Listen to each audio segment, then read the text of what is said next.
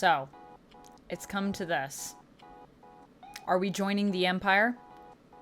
Grogu? What do you say? I don't know, but we're definitely joining the space whales. I think that's gonna happen. All right, before we jump into this, I have a lot of feelings. I have a lot of things I want to say about this episode, but I have to ask you a question. Are you ready for me to break it down? Break it down for me. Let's start off with the training scenes. That's what ends up sort of starting us off here. We get some training scenes with Sabine. Hu Yang is training her, and then Ahsoka's coming in and training her.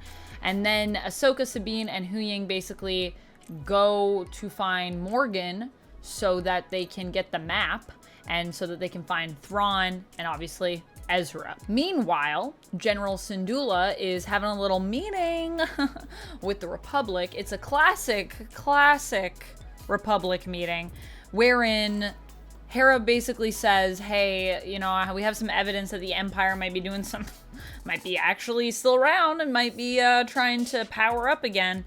And the Republic's like, the Empire? Pff, nah, we destroyed them. They'll never return. Never, not in a million years. And so, of course, they do nothing. Classic Republic. Classic. Hera also visits her son, Jason Syndulla, who is hanging out with Chopper, who apparently, outside of Palpatine, might have the highest kill count in all of, like, the galaxy. Apparently, like, 50,000. I didn't know this. I haven't watched Rebels, but wow. That was a fun revelation that I heard about on the internet this week. And for those that don't know, Jason is the son of Kanan and Hera. Looks just like Kanan. Kanan was basically Ezra's master, and he died in Rebels, sacrificing himself to save everyone. And then finally, we return, and Ahsoka's team basically has an epic space fight battle, and they finally arrive on the planet. They see the hyperspace ring, and we close with Balon Skull, who is on the planet's surface and massing his team once again, and then they're gonna look for Ahsoka's team. Dun dun dun! And setting up the next episode, which seems like it will be amazing. So, let's talk about some things.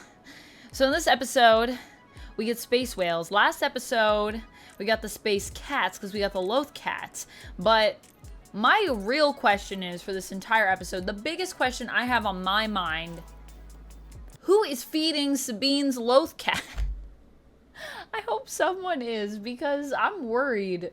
Also, why does this Loth cat not have a name? I looked on the internet to try to find the name of this Loth cat. It does not exist. Or if it does exist, it is the sneakiest name I've ever seen. I can't find it anywhere. So if you know, let me know, because I haven't watched Rebels, so I've only seen a few scenes from it. So yeah, I couldn't find that. Also, the Loth cat, I'm still like, more Loth cat, please. Looks so good.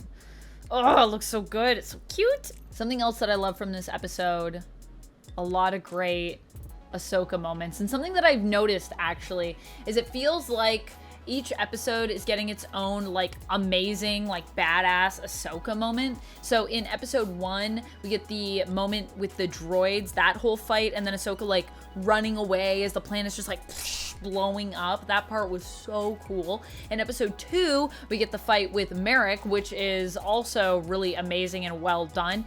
And then in this one, we get the awesome Ahsoka on top of a spaceship in space, fighting other enemy ships with lightsabers, which is that one of the coolest things I've ever seen in Star Wars. I think it might be. That was really cool. So I'm really excited to see next episode what we get. And I hope that this continues to be a thing. Like every episode, there's just another, like, oh, is this going to be the awesome Ahsoka fight scene? Because I'm really enjoying that. And speaking of that, a lot of this is also looks so good and feels so good because of the cinematography. This show so far is like the opposite of what Secret Invasion was for me with cinematography, which admittedly wasn't like terrible until the end of that show. But at the end of that show, the cinematography for Secret Invasion like fell off a cliff, like whoo, and blew up. And I feel like Ahsoka's just like just is somewhere up in definitely Star Wars space, looking down at the sadness that was the other secret invasion, and being like, yeah, like what shot do you need for this? Because it's got all the shots, baby. Every still frame that I've seen from this, every still is like a story in and of itself, and that's how you know the cinematography is amazing. It really does add to the emotion of scenes and the moments that we get in a story. So if you're wondering why everything might be hitting a little harder in terms of those moments in the acting, I would say, I mean, obviously all the actors are amazing as well, but cinematography, man, it's really, really important. Speaking of that, I feel like a really good highlight of that in this episode was the scene with Sabine in the cup where she's trying to force pull the cup, and the way that cup is shot, like the cup almost feels like a character. It's weird to see someone be like, all right, time to act with a cup, but the cinematography makes it work so well. I really loved that scene, actually. It's a little scene, but it's a good one. Something else that I loved in this episode was the look of the ship. So when we go into the cockpit and just everyone sort of sitting there, I don't know, just something about that, and they're talking to sort of Hera, who's there in hologram form. It's with the lights flashing past, it's just so, it looks so Star Wars. Like they really nailed the look and feel of the Star Wars universe in terms of how this is shot, and also just like set design and, you know, costume design and all of that is like on point. And makeup, like, whew, looks amazing. Also, I gotta say, that meeting that General Syndulla has with the Republic and Mothma is like the most Republic thing I've ever seen. And I was like, this is why we need to join the Empire, okay? Because the Republic, like when we have the rebellion, when we have the resistance, that part's fine. But as soon as the resisting is done and we have to like figure out how to run everything, I just think the Empire maybe is better at it. It feels weird to argue for the dark side of stuff, but I don't know. Sometimes I got some points, and I will say I just feel like at least, I don't know, they're more united and they're not busy arguing about what's the best move to make. And yeah, but it was so classic. It was so perfect. Also, the fact that the one person that's trying to call out Hera for maybe like misusing the resources definitely seems like he might be evil. Just the way his expressions, the way he is looking at Hera, like I'm calling it now, guys. I think he might be evil. Might be an evil guy. Might be working with the Empire. He might be unmasking and he might be Thrawn. Probably not, but yeah, seems sus. That's all I'm saying. Everything in the show with Sabine and Ahsoka so far has also just been like on point. Especially in this episode, we got so many great moments. There's so much of Master Yoda in some of the stuff that she does in this episode, and just the idea that like she's always trying to be teaching Sabine now that she's taken her back as her Padawan. And that was just such a Yoda moment for me, when it's like she seems to always be trying to teach her lessons. And having just read the Star Wars Yoda comic series, I gotta say, there's tons of that as well in the series with Yoda. It's so cool. That being said, there are also moments when she is a terrible Jedi Master, which also apparently does speak to her history, because, you know, when you think of her master, and then the master, his master before him, and then his master before him, and, well, his master before him, and his master before him, and the point as well that Ahsoka makes with Sabine, saying, you know, you could use the Force, like the Force is really within all of us. It's just the reason why some people don't use it, when Sabine is like, well, then how come everyone doesn't use it? And she's like, well, like, it's not easy to use. Even if you are, you know, Force sensitive, there's a lot that goes into that. So I like that we're kind of setting up that idea. Just, I mean, that idea has been in Star Wars the whole time.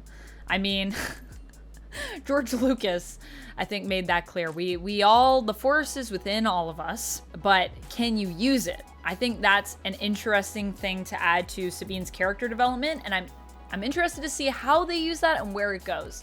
Hopefully we don't overdo it, but I feel like it's just going to be related more to Sabine's journey, and I really love that little seed we are planting. Also, definitely going to be, I think, a smoking gun, where we'll probably later get a scene where Sabina's fighting in the dark and she kind of has to use she has to like tap into the Force to sense where people are, which when you think about it, the Force is kind of just like another sense that you have. So if you just deprive yourself of a lot of other senses, that would be one of the best ways, obviously, to train with it. I love as well in this episode that Hu Yang is just constantly being a sassy droid. Hu Yang just calls things as he sees them, and I love that he's kind of a jerk. I think it's so funny, but so true. Like, yeah, just not afraid to say the things that maybe also we're all thinking as the audience sometimes. But I also love the scene where he's like calling Ahsoka out on the fact that she's had, you know, like an unconventional like line of Jedi that have led to like her being a Jedi master, which technically she wouldn't even be. Like, that's the crazy thing, is he's like, this isn't the Jedi way, but at the same time it's like, well, there really are no Jedi. There's no Jedi way. Like, Hu Ying's just saying to her like, oh yeah, like, well, I guess you were kind of brought up by a bunch of weirdos and trained. And she's like, yeah, well, there aren't really any Jedi, so like, you know, I know you're saying the Jedi have the way to do things, but how those Jedi doing now, Hu Yang? Yeah. Yeah, that's what I thought. Not so good. We also have Merrick in this, and a lot of people have been chatting about that, and I gotta know, is Merrick Sam Witwer? Is Galen under that mask? Galen Merrick is from Star Wars Legends, which is no longer canon. He's also known as Starkiller there. Or it could be that Merrick is just Merrick and is its own thing entirely here in the Ahsoka series. But, you know, Merrick or Merrick? Slight difference. They're spelt a little bit differently. They sound pretty much the same. I think there is a slight difference, though, in the way they're said. But guess which one I'm saying. Guess which one I'm saying. Here we go. Okay, ready? 1, Merrick. 2, Merrick. Which one is Legends? And which one is Ahsoka? Guess in the comments. 1, 2. Let me know. Let me know if you hear a difference. I feel like they sound a little different to me. Merrick. My only complaint for this episode is there is not enough Balon, because Balon is amazing.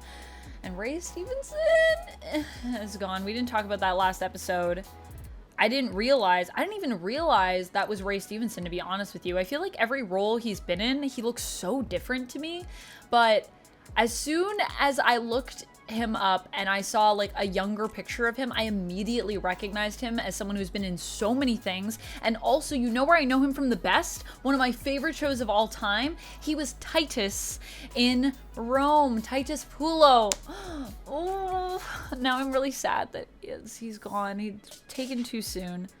So I want more Balaam, but at the same time I'm scared because I'm gonna fall in love, and then I might not get any more because he might set up awesome things for the next season or the next, what he's gonna do next, and he's gone, and I just made myself sad. All women have them. Ask anyone. But to sum it all up, I really did love this episode. I thought it was really strong. I think the show is just getting better with each episode. It still feels like it's missing a little something. I don't know. Maybe Thrawn. Maybe Thrawn will show up. Thrawn might not show up till the end, to be honest, but it feels like it's just missing something, I think, to connect everything a little bit more. It's hard for me to put my finger on what it is, but there's something. But I'm sure it'll get it. I think what it's doing right now is it's just setting up a few more pieces, and then the end of this series is really going to be like rapid fire, a lot of action, and really, really fun.